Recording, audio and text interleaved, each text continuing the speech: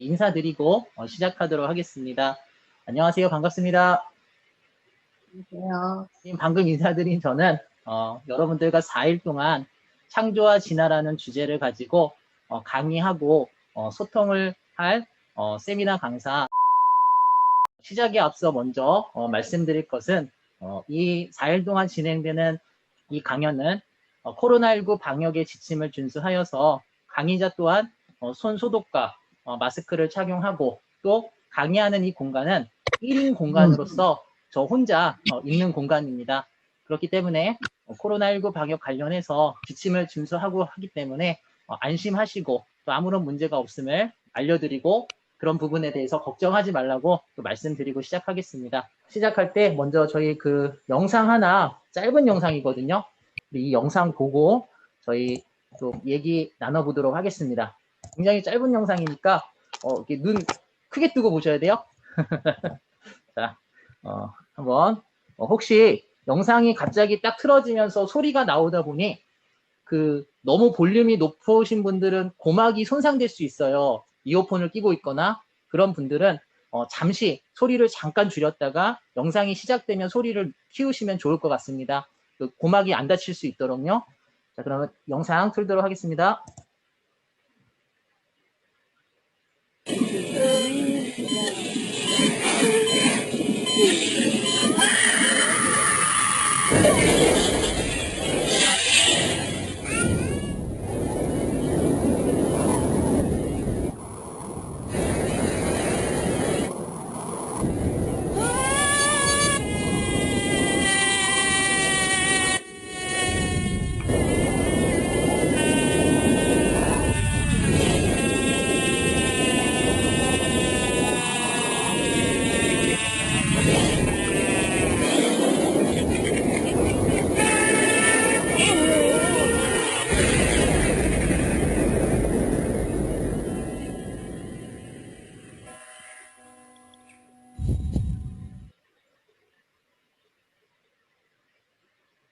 네, 우리 혹시 너무 빨리 갔죠? 우리 혹시 몰라서 한 번만 더 틀어드리도록 할게요.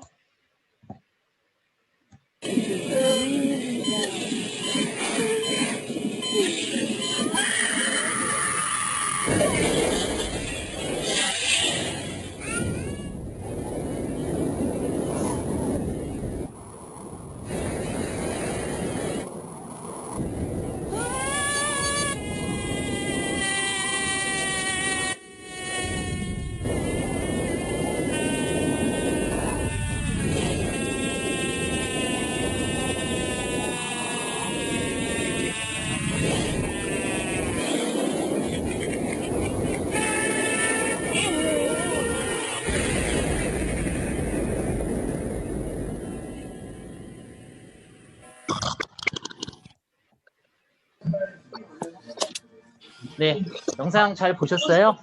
짧은 약 3초 이 정도의 영상 속에서 이게 무슨 영상이냐면, 한 사람이 어머니의 뱃속에서 태어나서 무덤에 이르기까지 그 사람의 육신이, 인생이 점점 나이 들어가는 모습을 이 1분도 안 되는 영상 안에 담아 놓은 거거든요.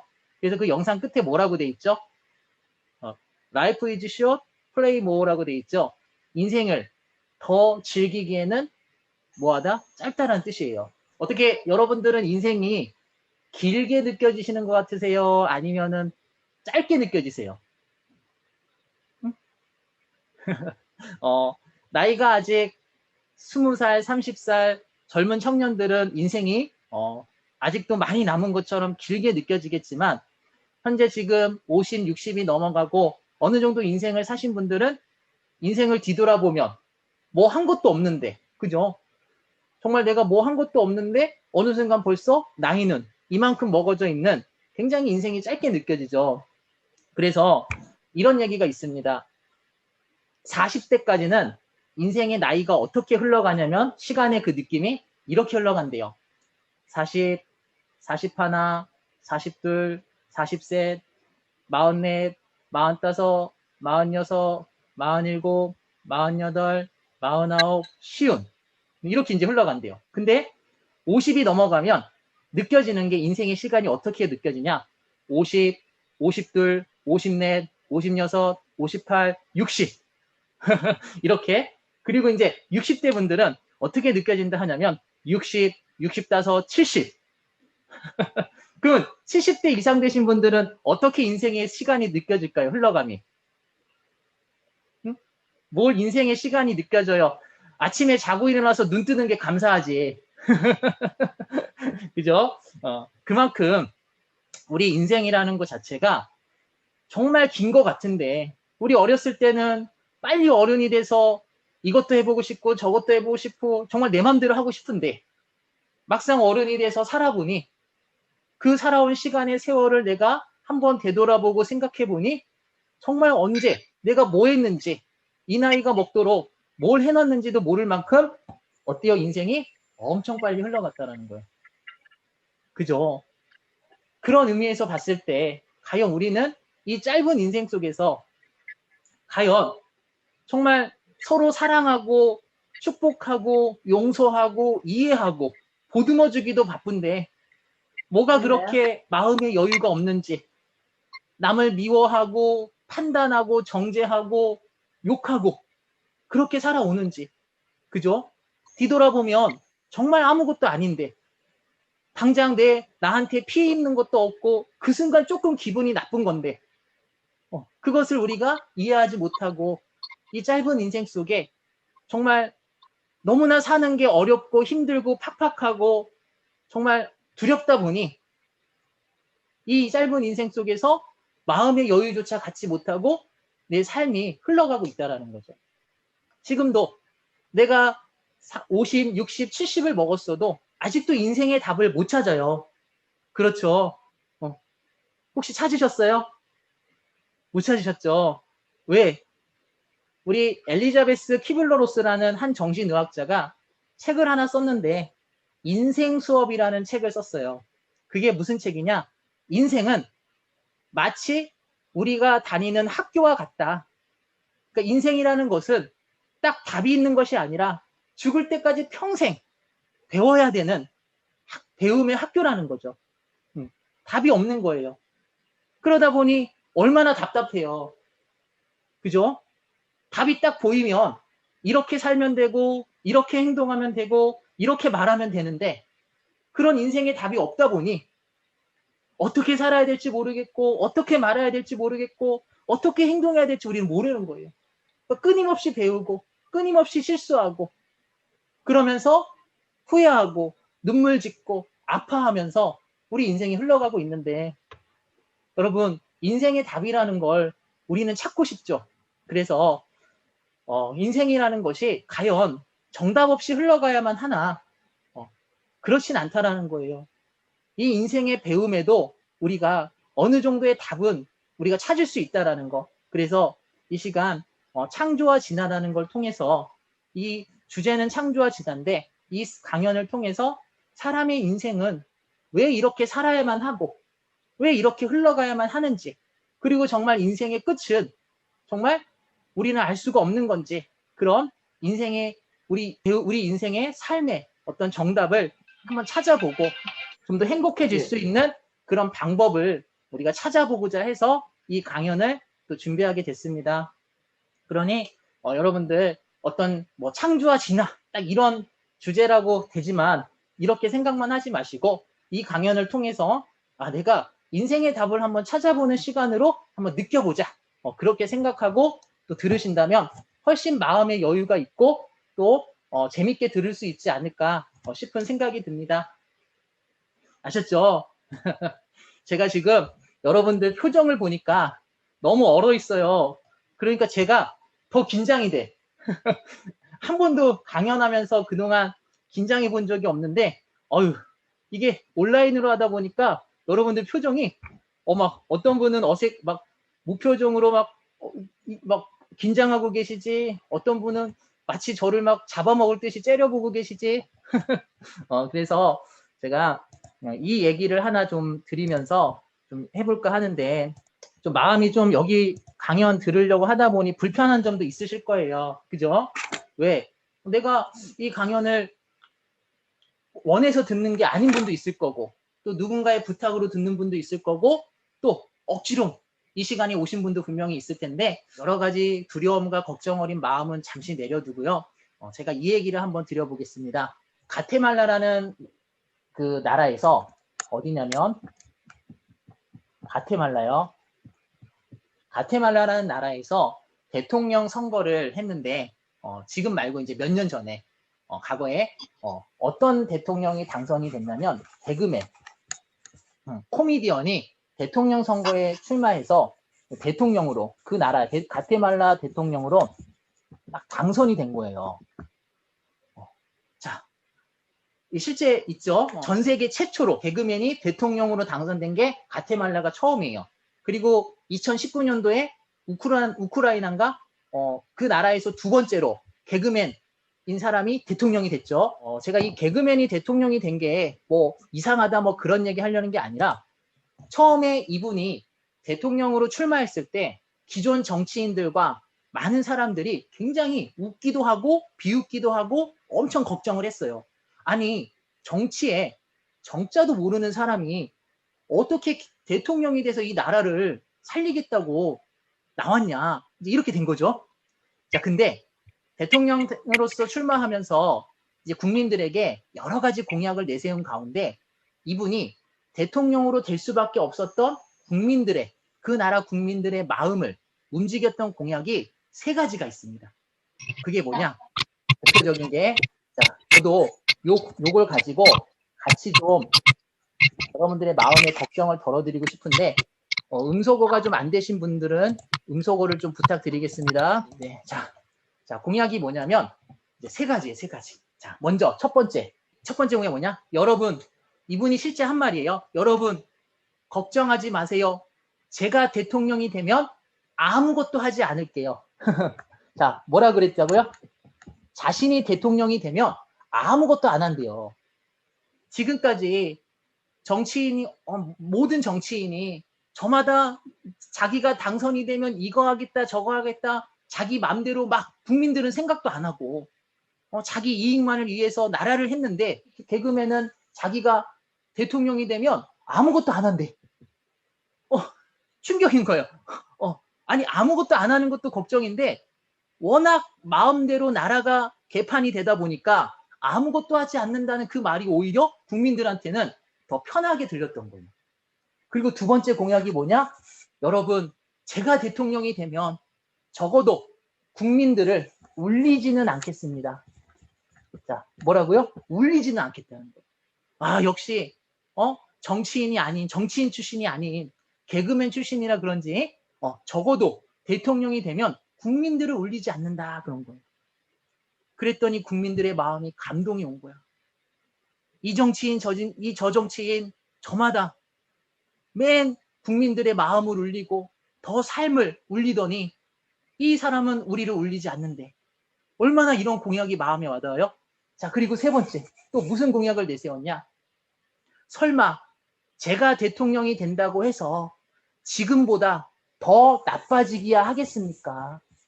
뭐라고요? 더 나빠지게 하겠냐? 지금보다 더 나빠지게는 안 하겠다. 이 공약을 내세운 거예요. 얼마나 그동안 그 나라가 안 좋았으면 지금보다 더 나빠지지만 않으면 좋겠다는 국민들의 마음에 이 세 가지 공약이 딱 먹힌 거예요. 그래서 제가 이 얘기를 하는 이유는 마음이 지금 편치 않게 들으신 분이 있다면 저도 이 세 가지 약속을 드리려고요. 어떻게 4일 동안 강연을 하면서 첫 번째, 여러분 걱정하지 마세요. 저도 아무것도 안 할게요. 강연만 할게요. 강연만. 아셨죠? 네, 두 번째, 여러분 적어도 이 강연을 듣는 동안 여러분 울리지는 않겠습니다. 한번 보세요. 저 때문에 속상해서 울지 안 울지. 그리고 이 강연을 듣기 전보다 더 나빠지지 않도록 할게요. 설마 이 강연 듣는다고 그죠? 1년 365일 중에 4일 정도 듣는다고 해서 여러분들 더 나빠지게 하겠습니까? 그러니 마음 편히 먹으시고 편안하게 좀 강연을 들으시면 좋을 것 같아서 이 말씀을 좀 드려봅니다. 그런 의미에서 여러분들 또 이렇게 귀한 시간 내주셔서 그것도 이 저녁 시간에 피곤하고 또 저녁 먹고 치우고 그 얼마나 바빠요. 그 바쁜 시간에 불이 나게 시간 맞춰 강의 들으려고 또 이렇게 참석해 주신 거 너무나 감사드리고요. 또 저한테도 말할 수 있는 기회를 주셔서 너무 감사합니다. 그런 의미에서 제가 여러분들한테 뭐 작은 거지만 이 넌센스 퀴즈 하나 내서 그냥 선물 드리면 재미없으니까 넌센스 퀴즈 하나를 낼 테니까 선물을 좀 드려볼게요. 그러니 마치신 분한테는 커피 쿠폰을 좀 드리도록 하겠습니다. 자, 잘 들어보세요. 무슨 퀴즈? 넌센스 퀴즈야. 그럼 이게 뭐예요? 뭐가 있어야 돼? 센스가 있는 사람이 맞힐 수 있는 퀴즈예요. 아셨죠? 자, 센스가 있는지 없는지 한번 보겠습니다. 자, 먼저 한자로 이거를 개견자라 그래요. 개견자. 자, 이게 힌트예요. 개견자. 개견자. 자, 사람은 이 세상에 엄마 뱃속에서 사람으로 태어나는 사람은 누구나 이 세상에 태어나는 순간부터 강아지, 개 두 마리를 강아지라고 하진 않고 개라 할게요. 개 두 마리를 키웁니다. 그러니까 엄마 뱃속에서 태어나는 사람은 누구나 남녀노소를 불문하고 누구나 태어나는 순간부터 개 두 마리를 죽을 때까지 키워요. 이 개는 뭘까요? 자, 그리고 힌트를 하나 더 드릴게요. 이 개는 나이가 들수록 더 사나워지고 포악해지고 더 무서워져요. 그리고 또 하나 더 힌트를 드리면 이 개는 내가 태어날 때 같이 태어나고 내가 죽을 때 같이 죽습니다. 나보다 먼저 죽지 않고요. 나보다 늦게 죽지 않아요. 이 개는 뭘까요? 자, 총 정답이 3개인데 아니 답이 2개인데 이 두 마리 개라 했으니까 뭘까요? 아시는 분은 마이크 켜고 대답하시면 제가 그분한테 커피 쿠폰 드리도록 하겠습니다. 편견과 선입견. 저요, 편견, 선입견. 네, 맞습니다. 편견, 선입견. 편견, 선입견. 네. 방금 말씀하신 분, 편견, 선입견, 목소리 크게. 네네. 네, 맞아요. 자, 방금 말씀하신 편견, 선입견 2가지 동시에 말씀하신 분은 이따가 제가 제 핸드폰 번호 알려드리면 그쪽으로 문자 남겨주시면 커피 쿠폰 드릴게요. 맞습니다. 편견, 선입견이에요. 이걸 다른 말로 뭐라 그러죠? 고정관념이에요. 맞아요. 또 이거를 또 다르게 뭐라도 표현해요. 색안경. 색안경. 맞아요. 자, 왜 그러냐 한번 보세요. 자, 사람은 누구나 이 세상에 태어나는 순간부터 자기가 체험하고 경험하고 학습한 걸 통해서 세상에 대한 여러 가지 가치관과 기준을 갖게 돼요. 그러면서 좋은 것도 있지만, 좋은 가치관과 기준도 갖고 있지만, 또 살아가면서 많은 인생의 아픔과 상처와 슬픔 속에서 어떤 것도 생겨요. 부정적인 가치관과 부정적인 기준과 생각들이 생기게 돼요. 그걸 뭐예요? 편견과 선입견이라 하는 거예요. 근데 이 편견과 선입견은 나이가 들수록 점점 나이를 먹을수록 어때요? 더 많아지면 많아지고 강해지면 강해지겠죠. 그러다 보니 뭐가 세지게 돼요? 고집. 아집이 세지는 거야, 아집. 그래서 고집불통. 남이 말하면 절대 안 들어. 자기가 보고 싶은 것만 보고 자기가 듣고 싶은 것만 듣고 그런 고집과 아집이 세지는 거예요. 그러니까 어떻게 돼요? 점점 소통이 안 되고 사람들이 점점 멀리하게 되고 그런 일이 생기는 거예요. 그죠? 또 언제 이게 사라져요? 내가 죽어야 사라지지. 그죠? 그런 것처럼 이 편견과 선입견은 고정관념이라고 하는데 어떠한 사실에 대해서 내가 있는 그대로 받아들이지 못하고 그죠? 뭔가 하나의 색안경을 끼듯이 그것을 다르게 보고 다르게 받아들임으로 인해서 그런 부정적인 것들이 생기는 게 바로 편견 선입견입니다. 근데 여러분 이게 있으면 이거는 키우면 좋을까요? 안 키워야 될까요? 안 키워야 되겠죠. 왜요? 왜? 자, 이유가 있습니다. 편견과 선입견이 많게 되면 자, 살아가면서 사람에게는 누구를 만날 일이 생기자 귀인을 만날 일이 생겨요. 귀인이 뭐죠? 귀인이 나를 도울 사람이죠. 나를 도울 사람. 내 인생의 큰 행운과 복을 가져다주는 그런 사람이에요. 또 사람은 살아가면서 인생에 있어서 기회라는 게 있어요. 그죠? 그 운이라 그러죠. 자, 근데 편견과 선입견이 많은 사람은 있는 그대로 그것을 보고 듣고 받아들이지 못하다 보니 귀인이 와도 귀인을 어떻게 보냐? 반대로 봐. 뭐로 봐? 사기꾼으로 보는 거, 사기꾼. 맨날 살아가면서 만나는 사람마다 나한테 사기치고 거짓말하니까 사람에 대한 기본적인 의심, 불신이 생기는 거예요. 근데 그건 그 잘못은 아니죠. 하지만 그런 것이 점점 환경에 의해서 생기다 보니 막상 기인이 왔을 때 저 사람이 나한테 왜 잘해주지? 왜 나한테 밥을 사주지? 왜 나한테 이렇게 대하지? 분명 나중에 뭔가를 요구할 거야. 뭐 이렇게 생각하는 거 자꾸. 그죠? 또 기회가 있어 사람한테. 동양 철학에서는 사람한테 있어서 인생에 큰 대운이 살아가면서 6번이 들어온다 그래. 6번. 20대, 30대, 40대, 50대, 60대 이런 식으로. 근데 그 대운이 6번 들어오는데 이런 기회가 오는데 기회가 뭐로 보이겠어요? 기회로 안 보이는 거예요. 기회가 와도 이게 안 받아들여져. 왜? 마음에 의심과 불신이 자꾸 생기니까. 그러니 이 편견과 선입견은 없을 순 없지만 어떻게 해야 될까요? 최대한 그것을 벗어나려고 노력을 해야 돼요. 이해 좀 되셨죠? 자, 근데 반대로 편견과 선입견과 반대로 키우면 좋은 개가 있어요. 자, 요거 한 번 더 기회 드릴게요. 자, 뭘까요? 이것도 견자로 끝나요, 견자. 이거는 키워야 돼, 사람이. 키워야 돼. 이건 키우면 좋아요. 귀인이 귀인으로 보이고, 기회가 왔을 때 기회를 잡을 수 있겠죠. 뭘까요? 이것도 견자로 끝나. 2글자. 어렵나요? 식견. 오, 맞아요. 야, 역시 맞습니다. 맞히신 분은 나중에 문자 보내주세요. 맞습니다. 강사가 똑똑하니까 그냥 강의 들으신 분도 똑똑하네. 네, 맞아요. 식견이에요, 식견. 자, 여러분 식견이 많으면 뭐가 넓어진다 그러죠? 견문이 넓어진다 그러죠. 견문. 그래서 식견이 뭐예요? 많이 보고, 많이 듣고, 많이 체험하고, 있는 그대로 그 사실에 대해서 받아들일 줄 아는 사람.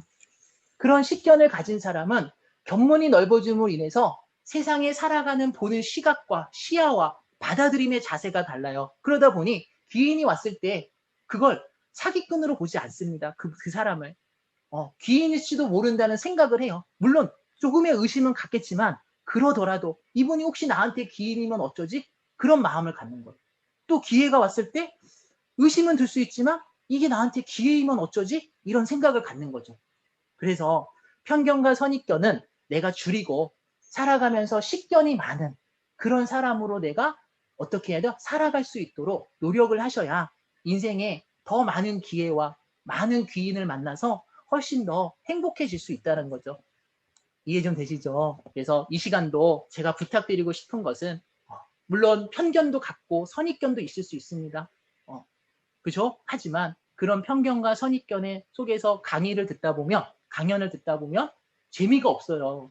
자꾸 마음속에서 막 이렇게 막 억하 감정이 나오겠죠. 하지만 식견으로 내가 식견을 갖고 들을 마음이 있다면 오히려 더 다르게 받아들임이 될 수 있으니 불편한 마음 식견으로 조금 더 해소해 주시고 우리 짧은 인생 속에 우리 판단하고 정죄하고 편견과 선입견으로 서로를 좀 바라보지 않는 그런 좋은 강의 시간이 됐으면 좋겠습니다. 아셨죠? 네, 그러면 이렇게 하고 그 마치신 우리 두 분께서는 제가 끝나고 제 연락처 알려드릴 테니까 문자로 알려주시면 커피 쿠폰 바로 보내드릴게요. 다음 넘어가서 자 이제 저에 대한 소개를 좀 더 하겠습니다. 이제 저에 대한 뭐 양력과 그 다음에 다녔던 학교 양력 그런 부분에 대해서 좀 나오고 옆에 있는 사진은 코로나19 이전에 코로나가 있기 이전에 이제 실제로 이렇게 인문학 강연을 이제 많이 하면서 찍었던 사진들이에요. 다음은 이제 우리 세미나 4일 동안 하는 이 강연, 웨비나라 그러죠. 뭐 세미나로 하기보다는 이제 웹으로 하기 때문에 웨비나 이렇게 부르는데 창조와 진화라는 강좌고요. 과학이 신에게 묻다 나는 창조인가 진화인가라는 부제를 가지고 4일 동안 진행이 됩니다. 그래서 오늘 내용 다르고 내일 내용 다르고 이게 조금씩 이제 다르게 내용이 이제 진행이 되며 강의 시간은 약 1시간 30분 소요 예정이고요. 강의 방법은 칠판과 그 다음에 PPT와 영상을 활용해서 강의가 진행되니까 이 점 참고하셔서 또 강의 들어주시면 되겠습니다. 이제 한번 질문을 드려보고 싶습니다. 여러분은 이 자리에 계신 당신은 현재 행복하십니까? 행복하세요?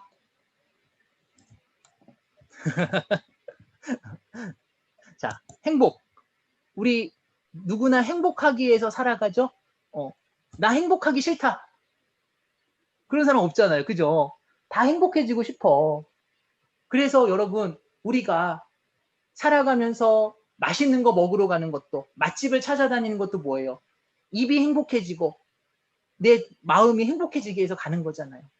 또, 좋은데, 예쁜 경치가 좋은데, 또 외국에 같은데, 이런 데 나가는 것도 뭐예요? 행복해지려고.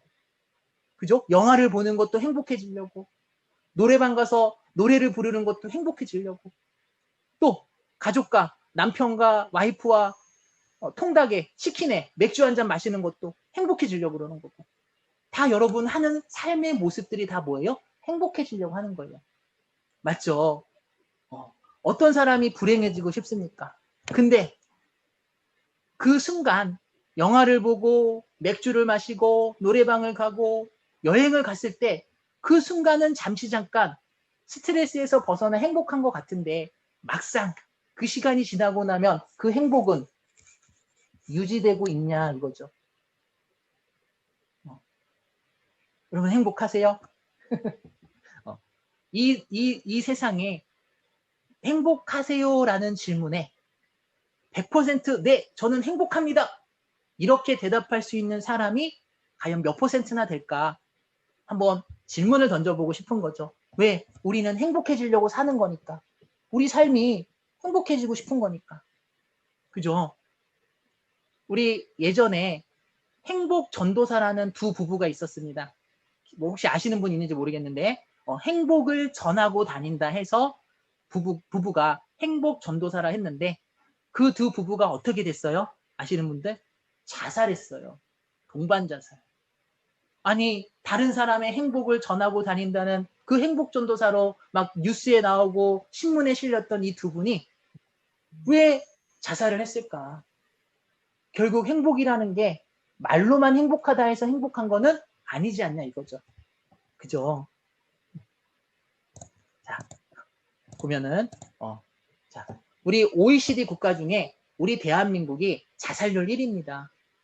10년 동안 작년까지 해서 10년이 넘도록 OECD 국가 중에 이렇게 살기 좋은 어떤 법과 이런 부분들이 잘 돼 있고 정말 너무나 사람의 인권이 그래도 보장이 잘 돼 있는 이 대한민국이 이렇게 살기 좋은데 인터넷이 발달되고 통신이 발달되고 그죠? 엄청난 교통수단이 우리 대한민국의 지하철 교통수단이 얼마나 잘 돼 있습니까?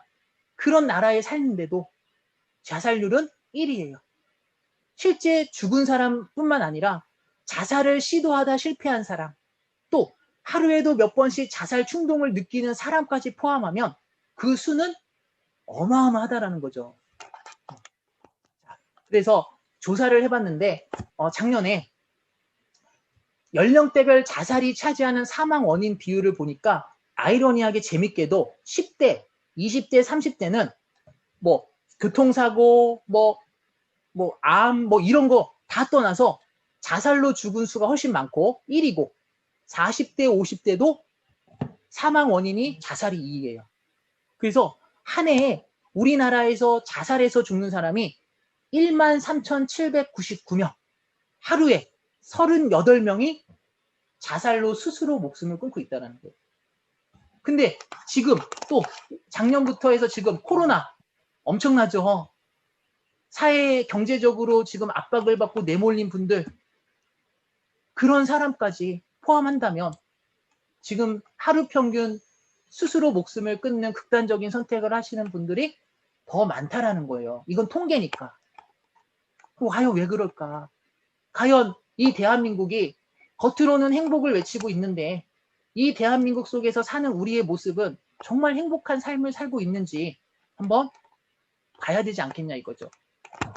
그래서 여러분, 자살을 거꾸로 읽으면 뭐라 그래요? 거기 써있기를 살자. 살자. 우리 한강 마포대교에 자살 예방 문구라는 게 한동안 붙어 있었죠. 근데 보세요. 자살을 거꾸로 읽으면 뭐다? 살자. 살자. 살자를 거꾸로 읽으면 자살. 자살. 삶과 죽음은 동전의 앞면과 뒷면 같고 종이 한 장 차이야. 한 장 차이. 근데 여러분 이게 남의 일 같죠? 아니에요.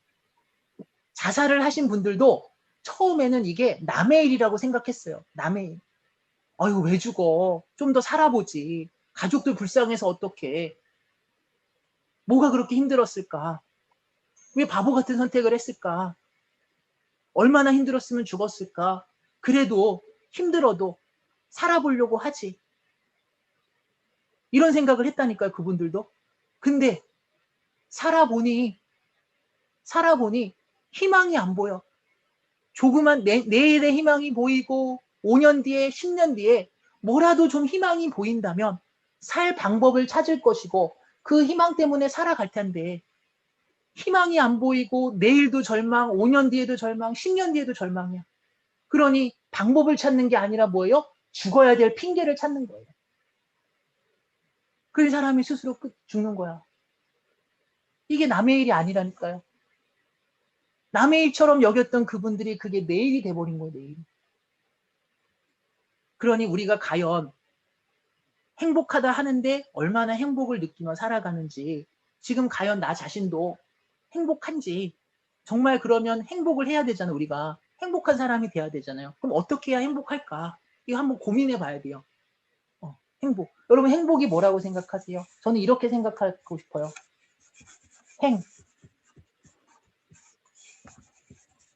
복. 자, 행복. 복이 늘 나에게 따라오는 거. 오늘 하루 좋고 내일은 힘들고, 오늘 복 받았는데 한 10년 동안은 복을 못 받고, 그게 행복이 아니라 맛있는 거 먹어서 잠시 잠깐 행복하고 영화 봐서 잠시 스트레스 풀리고, 그게 행복이 아니라 늘 나에게 복이라는 게 나에게 뭐 할 수 있는 거? 따라다니는 거. 늘 복이 나와 함께하는 거. 이게 더 행복이 아닐까. 저는 여러분들한테 말씀드리고 싶은데, 여러분들 이런 행복한 삶이 돼야 되지 않겠냐 이거죠. 그러면 그런 행복의 삶을 찾아가기 위해서는 우리가 그런 고민도 해봐야 되고, 또 그런 방법도 한번 같이 나눠봤으면 해서 또 이 강연을 또 했으니 여러분 같이 또 얘기 들으시면서 고민도 하고 생각도 해보셨으면 좋겠습니다. 어휴, 표정들이 아주 심각해지셔서 빨리 넘어가야 될 것 같아요. 자, 우리 사람이 행복하지 못해 죽음을 택하는 이유는 육체의 고달픔, 그 물질 때문이 아니에요. 육체가 막 배고파서 미쳐서 죽진 않죠. 근데 뭐 때문에? 정신이 너무 힘들고 고달프고 미치다 보니 죽음을 택한다 합니다. 자, 밑에 보면 사진 있죠? 자, 여러분 요새 휴대폰 없는 사람 없죠? 1인 1 휴대폰 시대예요. 많게는 한 사람이 2개도 갖고 있고요. 근데 옛날에는 불과 몇십 년 전만 해도 이런 휴대폰 없었습니다. 뭐예요? 이런 전화기. 그것도 집집마다 다 있는 게 아니라 동네에 한 대, 또는 주인집에 한 대, 이렇게 있었어요. 기억나세요? 그래서 어떻게 해요? 전화가 울리면은 누구 아버지 전화 받아 이러지 않았냐 이거죠. 그러니 씻다가 머리 감다가 전화 왔다 그러면 헹구지도부터 막 뛰어가서 이러면서 전화 받고. 기억나세요? 오히려 남들이 이렇게 누구나 다 전화가 없고 집집마다 한 대 있었을 때가 지금 모든 사람이 휴대폰을 갖고 있는 이 시대보다 훨씬 더 행복했다는 거예요. 남들이 다 갖지 못하면 갖지 못한 상태에서 내가 없는 거는 불행이 아니에요.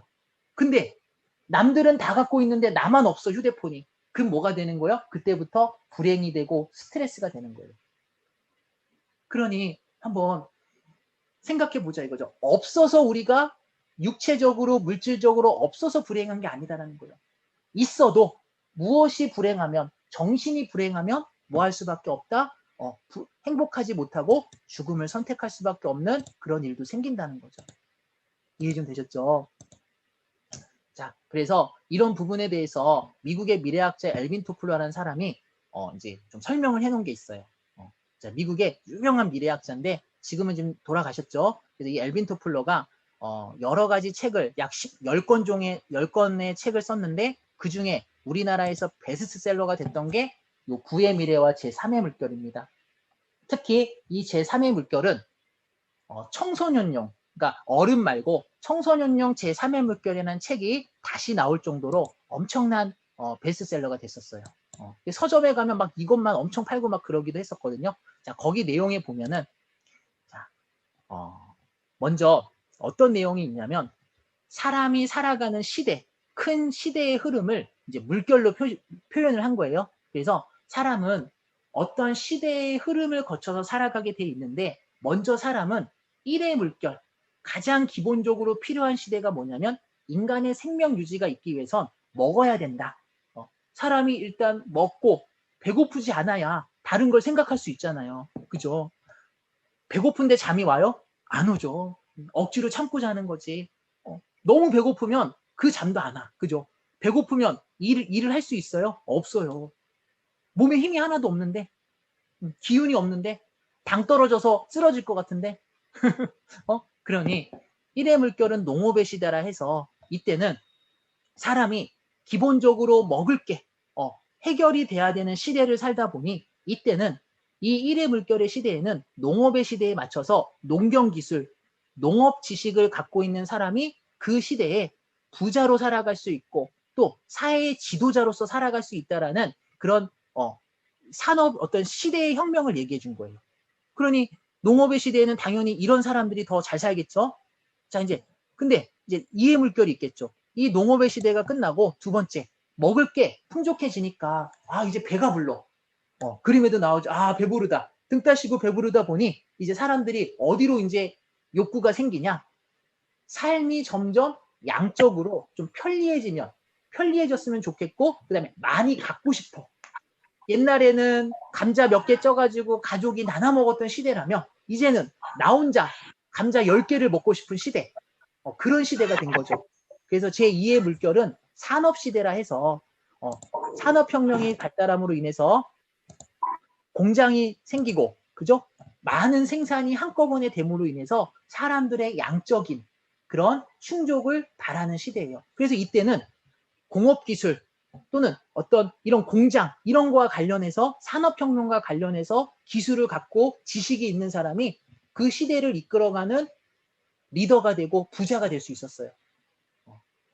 그러니까 그 시대에서 성공한 사람이 되기 위해서는 이런 시대의 흐름에 맞는 사람으로 살아야 된다는 거죠. 자, 그리고 사람들이 배부르고 삶이 양적으로 성장하다 보니 이제 무슨 시대를 요구하게 됐냐? 정보와 서비스 시대. 이게 제3의 물결이에요. 그래서 뭐가 발달했어요, 이때는? 컴퓨터, 인터넷, 통신망, TV 엄청나게 발달했죠. 그걸로 인해서 사람이 이제는 기본 욕구가 충족되니까 질적으로 더 많은 정보를 원하게 되고 보다 높은 고객 서비스를 바라게 되고 이런 욕구가 나온 거예요. 그러다 보니 이런 것에 관련된 사람들이 또 사회를 이끌어가는 중심이 되고 리더가 되고 부자가 될 수 있었던 거죠. 여기까지가 이제 엘빈 토플러가 책에서 얘기한 내용이고, 그 다음에 이 미래학자가 우리나라에 와서 SBS 방송에 출연해서 이제 제4의 물결을 얘기한 게 있어요. 그게 뭐냐면 생명공학과 우주공학의 시대.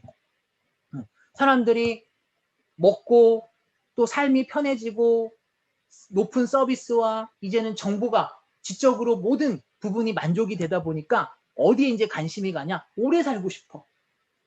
안 죽고 싶어. 또 이 지구라는 세상이 좁아. 또 다른 세상을 가고 싶어.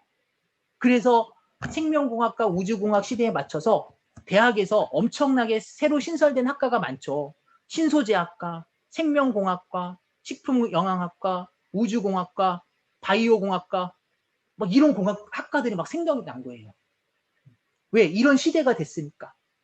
그래서 우리 잘 아시는지 모르겠지만 황우석 박사 기억나세요? 줄기세포 엄청 우리나라에서 핫했잖아요. 이때 장애를 가지신 분들이 엄청 환영했어요. 왜? 팔 하나가 없는데 내 세포를 가지고 배양해서 팔을 만들 수 있으니 얼마나 좋았겠어요. 근데 결국엔 그게 이제 무산이죠. 됐지만 그 줄기세포 또 게놈지도, 인간의 게놈지도라는 게 있거든요. 욕하는 거 아니에요? 게놈지도, 이런 관련된 부분에 있어서 엄청난 산업이 발달함으로 인해서 이 지식을 갖고 이런 산업의 시대에 발맞추어 살아가는 사람이 성공하는 사람이다. 이렇게 얘기를 해준 거죠. 자, 근데 이 1의 물결부터 4의 물결까지 이미 이 네 가지 시대는 지금 우리 대한민국에서도 또 전 세계적으로 같이 이미 흘러가고 있어요. 계속 발전하고 있고. 그럼 이제 이 엘빈 토플러가 마지막으로 죽기 직전에 이제 앞으로 이 지구촌에 남은 시대는 딱 하나다. 그게 바로 뭐냐? 제5의 물결 영성의 시대라 얘기해주고 이제 죽습니다. 그래서 이제 지금이 이제 이 21세기 현재 2021년 이 시대가 영성의 시대거든요. 그래서 이때는 높은 영성을 소유한 사람, 말 그대로 영성을 소유한 사람이 뭐 할 수 있다? 사회에 성공하는 사람으로 나아갈 수 있다라고 얘기를 해준 거예요. 그럼 여러분들이 정말 또 내 자녀들이 행복해지고 좀 더 성공하고 이 사회에 뭔가 앞서가는 사람이 되려면 뭐를 시대의 흐름에 맞춰서 무엇을 어떤 일을 하더라도 영성은 꼭 갖고 있는 사람이 돼야 된다는 거죠. 왜 그러냐? 물질이 풍부해지고 삶이 편리해지면서 물질 만능주의, 황금 만능주의, 외모 지상주의 그러면서 점점 삶은 편리해졌지만 반대로 우리 사람의 정신은 각박해지고 피폐해지는 거예요. 그래서 어떤 죽음이 많아져요? 고독사. 옆에서 누가 사는지도 모를 뿐더러 사람이 죽어서 시체에서 썩는 냄새가 나도록 아무도 몰라요. 혼족, 혼밥, 혼술, 1인 시대. 외로워. 고독해. 누군가, 여러분 다 외롭잖아요. 그죠? 안 외로우세요? 그런 시대가 된 거예요. 예전에는 그렇지 않았는데 오히려 부족할 때는 서로 부족하다 보니까 나누고 서로 교류하고 그랬는데 더 편리해질수록 사람은 자기만 생각하는 개인주의, 이기주의 시대로 가면서 점점 사람은 외로워지고 고독해지고 정신은 더 힘들어지는 거죠. 그래서 오해 물결이 영성의 시대인데, 자, 그럼 영성이 뭐냐? 이제 답을 좀 드리면, 자, 영성은 여러분 지금 당장 휴대폰에 네이버 사전을 딱 검색해서 영성이란 단어를 치면요, 딱 답이 나와요. 이거 제가 한 얘기 아니에요? 영성은 뭐다? 신령한 품성, 신의 성품, 신성이다 라고 나옵니다.